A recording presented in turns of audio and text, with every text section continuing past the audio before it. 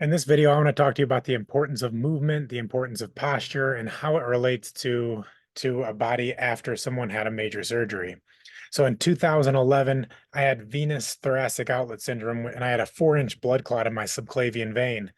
And they had to take out my first rib, and then they did a subclavian vein graft, which means they took somebody else, a cadaveric vein, and put it into my subclavian vein. And then my body didn't accept that vein.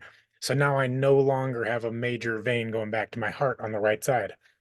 Because of that, as you can see, my collateral circulation has really taken over. So my body has adapted to have the smaller highways work because the major subclavian vein no longer is there. You can really see that on this vein right here. This like axillary vein has taken over.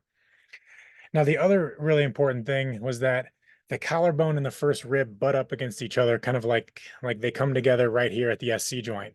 When you take out the first rib and you just have the collarbone, you have extra play in that joint.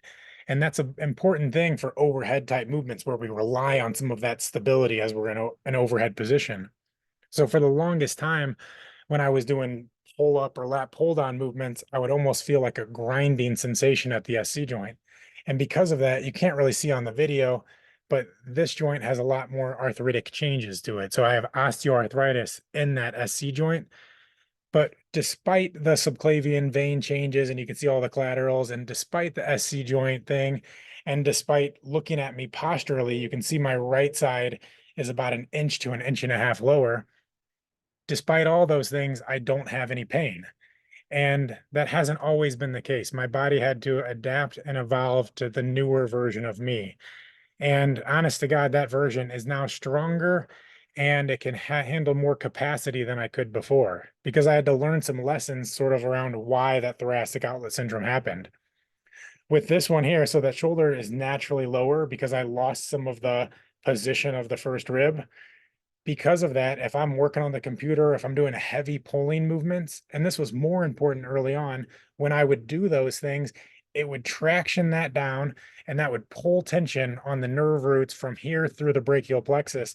And I would end up with some radial nerve tension right in my elbow.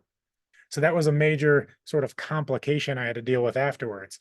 But the take home message for me is always after a traumatic injury, especially, you're no longer getting back to your original self. You're creating a new version of yourself that needs to be stronger and more resilient.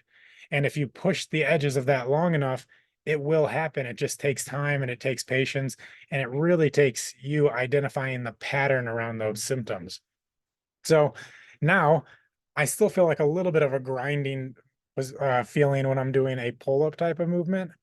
But because my scapular muscles, my serratus and my traps have gotten so much stronger, I'm able to hold that position of the scapula without any dysfunction. So how movement and posture and all of those things are important is that I know where my sensitivities are at, where the limit of my positions of things. Recently, I started doing more strength training, and this arm, because I don't have that major vein, it's holding more, a little bit more blood flow. So it's a little bit bigger than my left arm. And that's okay. I don't freak out at the sign that something's slightly different. It's more of what did I introduce that's creating these new temporary symptoms? And then does that swelling go down shortly after I work out? Is it just a transient sort of filling of the muscles that then as my lymphatic and circulatory system gets stronger, those things start to settle down. So it's not that you have to have perfect posture or move perfectly, but I need to be able to move in a wide variety of ranges. And we all need to be very strong in the fundamental movement patterns. So in our push, pull, carry, squat, hip hinge, our gait pattern, the efficiency of walking, we need to be strong in those 8 fundamental movement patterns. And then we need to be resilient sort of beyond that. And so because of that, because I'm strong through my thoracic spine and my core, I can support having some deviation there in the shoulder. And honestly, the whole process has made me so much more aware of where those limitations were, and I've strengthened into the edges of those that I no longer have any symptoms at all. And if you talk to a lot of people who have had thoracic outlet syndrome and a first rib resection, I feel like they don't get to that point where they're at the over the hump of the comfort of it.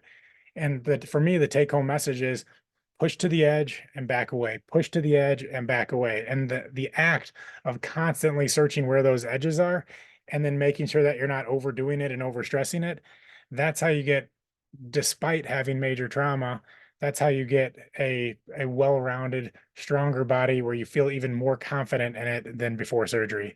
And that's a huge take-home point. So if you're someone out there who's struggling with thoracic outlet syndrome or after a major surgery, start wondering, what are those ranges of motion, what are the movements and the muscle patterns that you're not using, and that's most likely where you need to start to then build up from there.